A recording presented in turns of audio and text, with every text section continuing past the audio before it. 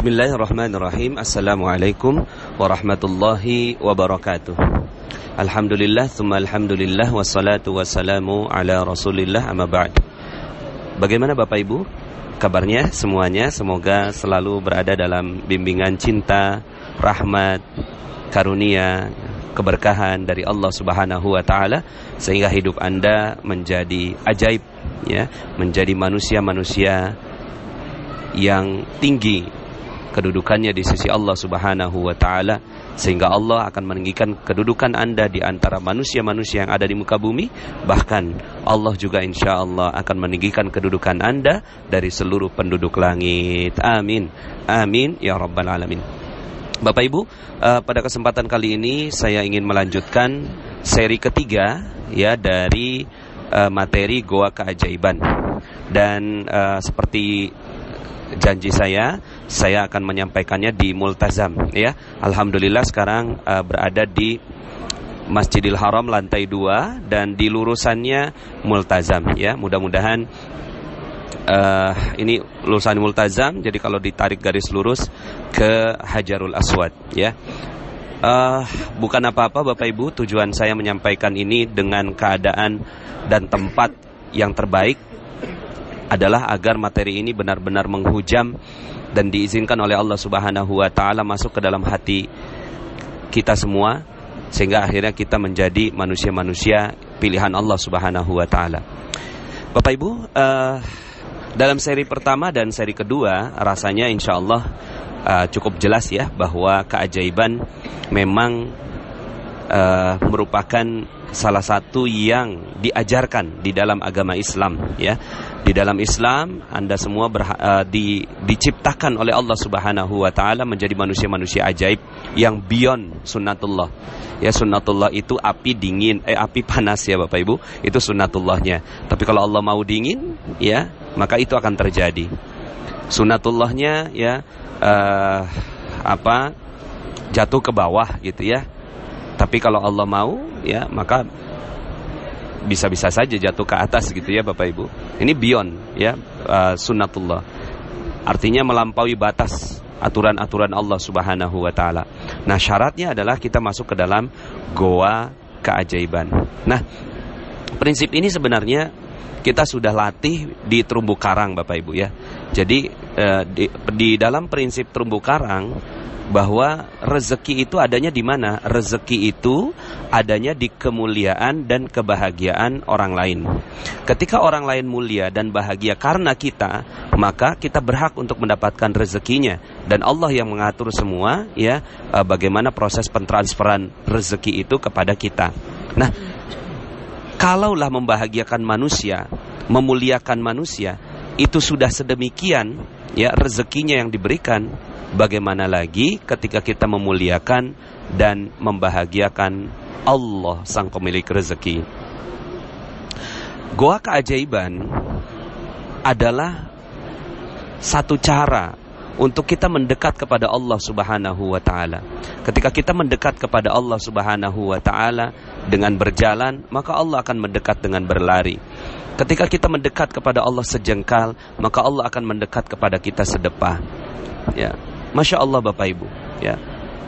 Ketika kita memiliki berbagai macam masalah dalam kehidupan kita, sebagiannya sebenarnya itu adalah cara Allah untuk memasukkan kita ke dalam goa masalah, ya. Yang di dalam masalah itu kita menyebut nama Allah, menyebut asma Allah, sebagaimana Nabi Yunus alaihi salam, ya, dimasukkan ke dalam ikan, lalu kemudian di dalamnya beliau berzikir la ilaha illa anta subhanaka inni kuntu minadh dhalimin. Disebut nama Allah di dalam goa itu. Maka ketika, ya, Anda semua, kita semua dipaksa oleh Allah Subhanahu wa taala untuk masuk ke dalam goanya, maka bersyukurlah, berbahagialah.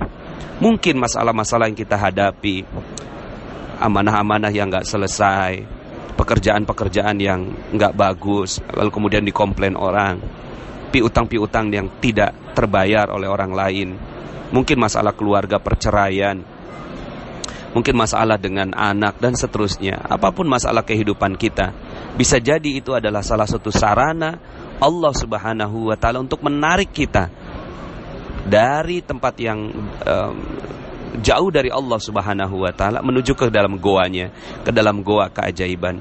Maka bagi mereka-mereka yang berada di dalam goa lalu kemudian dia menyebut asma Allah Subhanahu wa taala, maka saat itulah dia memuliakan dan membahagiakan Allah Subhanahu wa taala. Kalaulah manusia saja mulia dan bahagia lalu kemudian Allah berikan rezeki atas asbab tersebut, atas sebab tersebut, atas wasilah tersebut, lalu bagaimana lagi Allah Subhanahu wa taala yang dimuliakan dan dibahagiakan di dalam goa keajaiban. Maka Bapak Ibu, terdapat banyak sekali kisah di dalam sejarah-sejarah Islam yang menyebutkan tentang hal ini, ya. Dan selalunya ketika terjadi keajaiban, ketika perang Badar terjadi, maka para sahabat diajak oleh Rasulullah SAW untuk masuk ke dalam goa. Di malam hari Rasulullah SAW berdoa meminta, ya, pertolongan dari Allah Subhanahu wa taala, dan benar saja keesokan harinya Allah mengirimkan 1000 malaikat yang membantu Rasulullah SAW alaihi wasallam dalam peperangan pertamanya. Nah, Bapak Ibu yang dirahmati Allah, ini adalah kisah-kisah yang berada di sirah Rasulullah SAW. Lalu bagaimana, ya, yang berada dalam kehidupan kita? Bagaimana menggunakan materi goa keajaiban ini untuk kehidupan rezeki kita, ya? Karena bukan apa-apa Bapak Ibu. Saya kenapa membahas rezeki? Karena rezeki adalah ladang amal. Sebagaimana Rasulullah SAW juga ladang amalnya dalam berdakwah mengajak manusia ke dalam agama Allah Subhanahu wa taala, ya. Maka ketika kita berbicara dalam ranah rezeki yang memang di dalam Al-Qur'an Allah Subhanahu wa taala sering mengulang tentang rezeki, bahkan doanya Nabi Ibrahim alaihi salam juga meminta rezeki, ya, kepada anak keturunannya, ya. Maka membicarakan tentang rezeki juga bagian dari bagaimana kita mendapatkan solusi terbaik dengan cara terbaik, ya, agar rezeki kita berlimpah ruah. Nah, saya sedikit ingin cerita tentang bagaimana pelaksanaan dari goa keajaiban ini Bapak Ibu, ya. Saya sedikit ingin cerita kesaksian saya terhadap seorang guru yang beliau Ustadz Yusuf Mansur, ya, ketika saat sholat duha begitu, ya, kemudian mengajak saya, "Nas, kita sholat dulu," ya. Kemudian waktu itu saya sudah mau pamitan kepada beliau, "Ustadz, ana ada keperluan," gitu, ya. Ya udah pamitan, tapi pas udah jalan gitu dipanggil lagi sama Ustadz. Sini, kayaknya antum belum duha kayaknya." "Iya benar Ustadz." Akhirnya diajaklah gitu, ya, di sebuah musola yang kecil, ya mungkin kerapihannya bisa dikatakan nggak terlalu rapih begitu, ya, di dalam sebuah perbelanjaan begitu. Kemudian akhirnya saya sholat 2 rakaat, tambah lagi 2 rakaat, tambah lagi 2 rakaat, tambah lagi 2 rakaat, sampai 8 rakaat. Kemudian saya melihat Ustadz Yusuf Mansur belum selesai, 2 rakaat aja belum selesai Ustadz, ya.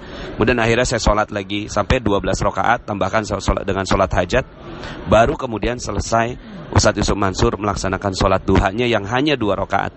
Kemudian saya tanya, "Ustadz, antum baca apa?" Ada 7 surat yang beliau baca, ya. Ada 7 surat yang beliau baca di dalam 2 rakaat beliau melaksanakan sholat duha itu, ya. 4 yang saya ingat waktu itu adalah Yasin, kemudian Ar-Rahman, Al-Waqi'ah, Al-Mulk, ya, dan surat-surat yang lainnya, itu, ya. Subhanallah, ya, 12 rakaat saya lakukan, beliau cuma 2 rakaat. Dan ketika saya tanya kenapa antum melakukan sampai sebegitu lamanya, kemudian beliau bilang, "Ya, ini adalah kesempatan saya untuk berdekatan dengan Rob saya, ya. Kalau di kesempatan lain mungkin saya tidak punya kesempatan seperti ini." Subhanallah, ini adalah pelaksanaan dari goa keajaiban Bapak Ibu. Saya saat itu tertancap betul di dalam diri saya, apalagi sebelum-sebelumnya ceramah-ceramahnya Ustadz Yusuf Mansur itu, ya, beliau ketika memiliki banyak sekali masalah, lalu kemudian oleh gurunya itu hanya dibekali 2 korek, ya. Nggak paham awalnya, ya, tapi kemudian ternyata korek ini adalah untuk mengganjel mata Bapak Ibu, ya, untuk mengganjel mata supaya tidak tertidur selama 1 malam. Dan Ternyata itulah goa keajaiban, ya, goa keajaiban yang akan membantu semua masalah-masalah kita. Nah, saya menceritakan 2 kisah. Kisah yang pertama adalah kisah tentang Abah Hasan. Abah Hasan ini adalah bapak mertua dari kakak saya yang pertama. Beliau ingatannya sudah pendek, Bapak Ibu ya, sudah pikun gitu.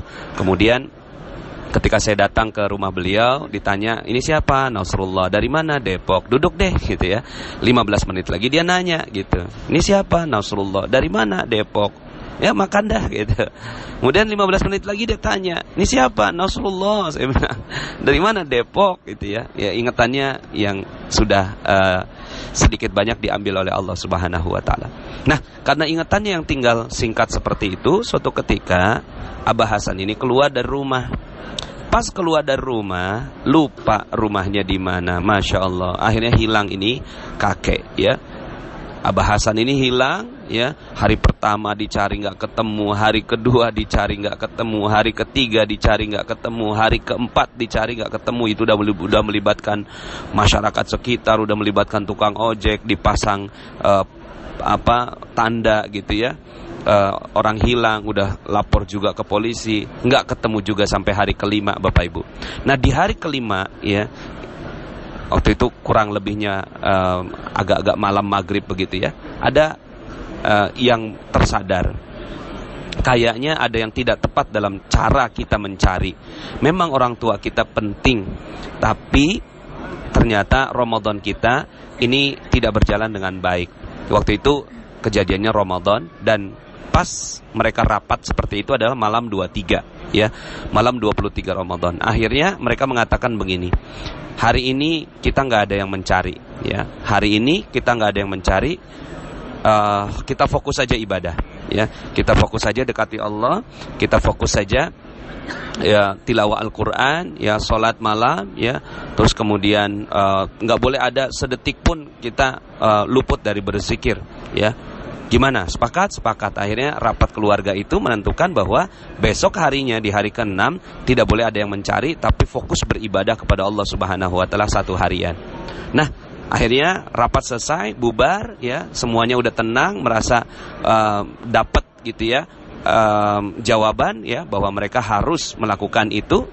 Tapi itulah Allah Subhanahu wa taala, belum dikerjakan ya, belum dikerjakan, Allah Subhanahu wa taala sudah mengembalikan sang orang tua ya. Jam 11 malam ada ketukan pintu, pas dibuka ternyata adalah tetangganya, dan di belakangnya ada Abah Hasan yang beliau tuh tertunduk lesu karena berapa hari nggak makan ya.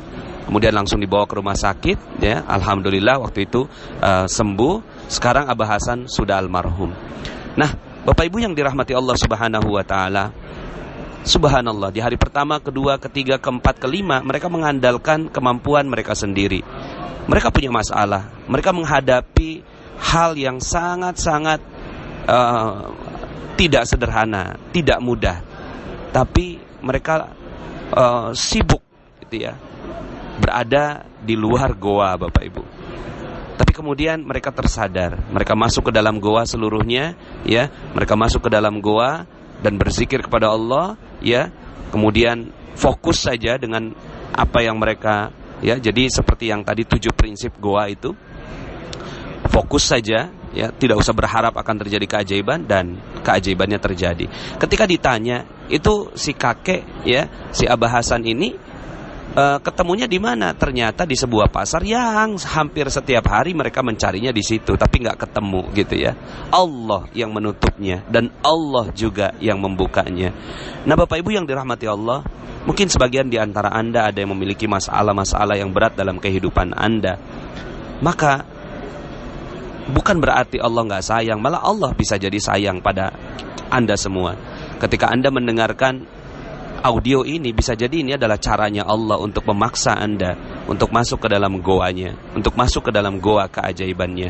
Maka ikuti saja kemauan Allah Subhanahu wa taala. Duduk diam, menyepi, terasing ya, lupakan sejenak semuanya ya.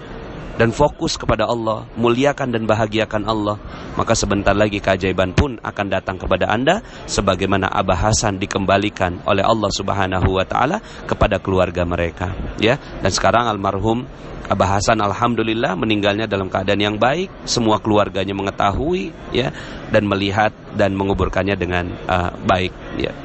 Nah, Bapak Ibu, kisah yang kedua saya ingin cerita tentang, katakanlah kisah ini, ya, namanya Dani. Dani ini punya utang 400 juta, ya. Punya utang 400 juta, punya amanah 400 juta. Waktu itu berada dalam sebuah kerjasama bisnis, tapi karena sudah terlalu lama, ya, akhirnya masalah ini yang tadinya perdata menjadi pidana, ya. Kemudian ditetapkan satu tanggal hari H. Kalau tidak ada uangnya juga, ya, 400 juta itu, maka si Dani itu harus masuk ke sel, ya. Nah, itu waktu itu ada waktu 3 bulan untuk menyelesaikan sampai hari H. Dan akhirnya Dani melakukan semua aktivitas-aktivitas yang bisa membuat dana itu bisa terkumpul. Tapi, ya, akhirnya karena memang bisnisnya masih sedang berada dalam ujian, akhirnya sudah bersepakat dengan istrinya untuk menjual rumah yang dia tempati. Ya sudah, ya, akhirnya mereka bersepakat untuk jual rumah dan kemudian membeli rumah yang mungkin lebih kecil dari yang sekarang ditempati. Ya, saat itu terjadi deal, ya, deal dengan seorang yang akan membeli rumah tersebut, dan akhirnya sudah siap masuk ke notaris, tapi ternyata qadarullah, ya, Allah tidak mengizinkan proses penjualan rumah tersebut. Akhirnya apa yang terjadi? Yang terjadi adalah mereka, si Dani tidak berhasil untuk mendapatkan dana pengembalian. Waktu itu, ya, Ramadan, dan ketetapan hari hanya itu adalah beberapa hari setelah Lebaran. Dan akhirnya Dani masuk ke dalam goa keajaiban, yaitu Ramadan. Dan akhirnya dia fokus saja di 10 hari terakhir di bulan Ramadan. Dia fokus tidak keluar dari masjid. Dia fokus beribadah, beritikaf, dan berzikir kepada Allah Subhanahu wa taala. Setiap si Dani membaca Al-Qur'an, di setiap hurufnya dia titipkan, ya, bayangan, imajinasi 400 juta itu ke dalam setiap huruf yang dia baca. Apakah bisa selesai? Tidak ternyata, ya. Sampai H-2. Dani harus menghadapi proses pengadilan. Uangnya belum terkumpul juga. Dan akhirnya Dani sudah pasrah. Dia sudah siap untuk dipenjara. Dia sudah siap menerima segala resikonya. Dan tiba-tiba Allah Subhanahu wa taala mengirimkan seseorang yang ingin membeli, ya, asetnya Dani yang lain. Jadi Dani memiliki beberapa aset, ya, yang mau dijual malah nggak laku, yang dia pikir nggak mungkin kejual dalam waktu cepat, hari itu laku kalau nggak salah 500 juta, ya. H-2. Lalu kemudian akhirnya H-1 dananya ditransfer, dan di hari H selesailah seluruhnya, bahkan masih ada sisa 100 juta. Subhanallah. Mari kita lihat prosesnya. Allah Subhanahu wa taala sebenarnya telah menyiapkan dananya, tapi Allah ingin melihat kesungguhan Dani dalam mendekati goanya, mendekati goa keajaiban yang Allah Subhanahu wa taala persiapkan untuk Dani. Dan akhirnya alhamdulillah masalahnya bisa terselesaikan dengan baik. Nah, Bapak Ibu yang dirahmati Allah Subhanahu wa taala, saya yakin kisah-kisah seperti ini bertebaran banyak sekali, ya, dalam sejarah umat Islam. Dan sekarang giliran Anda untuk juga memberikan kisahnya, memberikan testimoninya. Masuklah ke dalam goa, maka Allah Subhanahu wa ta'ala akan mencurahkan rahmatnya. Wa idh i'tazaltumuhum wa ma ya'buduna illallah fa'wu ilal kahfi yanshur lakum rabbukum min rahmatih wa yuhayyi lakum min amrikum mirfaqa. Masuklah ke dalam goa. Lalu kemudian nanti Allah akan mencurahkan sebagian rahmatnya dan menyediakan penyelesaian atas urusan mereka. Masya Allah Bapak Ibu, saya doakan di Multazam ini, saya doakan benar-benar Anda semua akan mendapatkan rahmat, berkah, cinta, kemuliaan, kejayaan dari Allah Subhanahu wa Ta'ala melalui materi Goa Keajaiban ini. Secara tulus dalam hati saya yang paling dalam, saya mendoakan Anda agar menjadi manusia-manusia pilihan Allah Subhanahu wa Ta'ala. Kalaupun sekarang Anda berada dalam kondisi yang tidak beruntung, kondisi yang memiliki berbagai macam amanah, berbagai macam masalah, berbagai macam hal yang harus Anda selesaikan, itu hanyalah semata-mata kalaulah Anda ditakdirkan Allah untuk mendengarkan materi Goa Keajaiban ini, itu adalah cara Allah untuk menarik Anda masuk ke dalam goanya, cara Allah untuk memasukkan Anda ke dalam rahmat Allah Subhanahu wa Ta'ala, sebagaimana caranya Allah untuk memasukkan Nabi Yunus ke dalam ikan, dan kemudian akhirnya setelah itu Allah Subhanahu wa Ta'ala berikan keberkahan, kemuliaan, kejayaan kepada Nabi Yunus bin Matta. Begitu juga Anda semua, insya Allah Allah Subhanahu wa Ta'ala akan berikan rahmat yang tinggi untuk Anda semua. Selamat meraih keajaiban Bapak Ibu, dan mudah-mudahan goa-goa Anda yang Allah Subhanahu wa Ta'ala sudah persiapkan untuk Anda menjadi goa yang indah untuk Anda ceritakan dan berikan testimoninya, motivasinya kepada orang lain, agar semakin banyak orang-orang yang mendekat kepada Allah Subhanahu wa Ta'ala. Demikian saya doakan agar Anda semua sekali lagi mendapatkan rahmat dari Allah Subhanahu wa Ta'ala. Allahumma rabbana taqabbal minna innaka antas sami'ul alim wa tub alaina ya Allah ya maulana innaka antat tawwabur rahim. Allahumma ya farijal ham wa ya kashifal gham wa ya mujib da'watil muttarrin rahmanad dunya wal akhirah wa rahimahuma anta tarhamuna farhamna rahmatan tughnina biha ar-rahmatika man siwak. Rabbana atina fid dunya hasanah wa fil akhirati hasanah wa qina adzaban nar. Bifadli subhana rabbika rabbil izzati amma yasifun wa salamun alal mursalin walhamdulillahi rabbil alamin. Demikian Bapak Ibu, mohon maaf atas segala kekurangan. Yang benar hanya datang dari Allah Subhanahu wa Ta'ala. Aqulu qouli hadza fastaghfirullahal azim li wa lakum. Saya Nasrullah, sampai jumpa dalam audio berikutnya. Assalamualaikum warahmatullahi wabarakatuh.